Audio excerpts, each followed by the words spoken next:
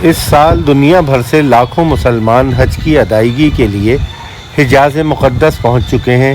انہی مسلمانوں میں کچھ ایسے مہم جو لوگ بھی ہیں جو پیدل یا پرانی کار اور موٹر سائیکل پر ہی نکل پڑے۔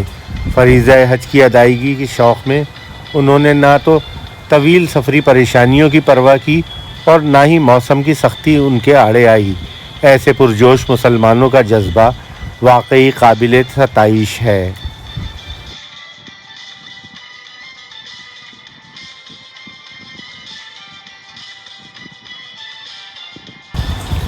الجزائر سے ایک نوجوان اپنی پرانی گاڑی میں حج کی ادائیگی کے لیے مکہ پہنچ گیا۔ اس کو مملکت پہنچنے میں 17 دن لگے۔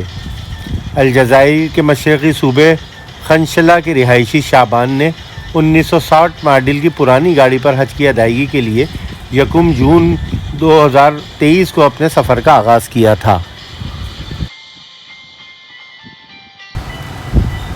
پاکستان کے شہر اوکاڑا سے حج کے لیے پیدل سفر کرنے والے عثمان ارشد بھی مکہ پہنچ چکے ہیں۔ عثمان نے حج کے لیے اپنے آبائی علاقے اوکاڑا سے 1 اکتوبر کو پیدل سفر کا آغاز کیا تھا۔ وہ 6 ماہ اور 13 دن میں 5400 کلومیٹر کا طویل پیدل سفر طے کرنے کے بعد مکہ مکرمہ پہنچے ہیں۔ برطانیہ میں مقیم عراقی شہری آدم محمد نے تقریباً 10 ماہ قبل حج کے ارادے سے اپنا پیدل سفر شروع کیا تھا۔ انہیں مکہ مکرمہ پہنچنے میں 10 ماہ اور 25 دن لگے۔ آدم کو مکہ مکرمہ پہنچنے کے لیے 11 ممالک سے گزرنا پڑا۔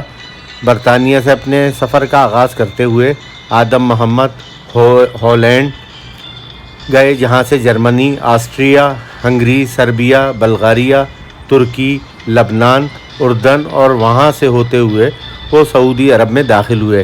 آدم محمد نے یہ طویل ترین سفر 10 ماہ اور 25 دن میں مکمل کیا۔ حج ایام سے قبل وہ مکہ مکرمہ پہنچ گئے اور اس سال لاکھوں مسلمانوں کے ساتھ فریضہ حج ادا کریں گے۔ اسی طرح سعودی عرب کے علاقے بیشا سے ایک سعودی نے 450 کلومیٹر حج کا فاصلہ پیدل عبور کیا ہے۔ اس نے ہر روز 40 کلومیٹر کا پیدل سفر کیا اور اب وہ بالآخر مکہ مکرمہ پہنچنے میں کامیاب ہو گیا ہے۔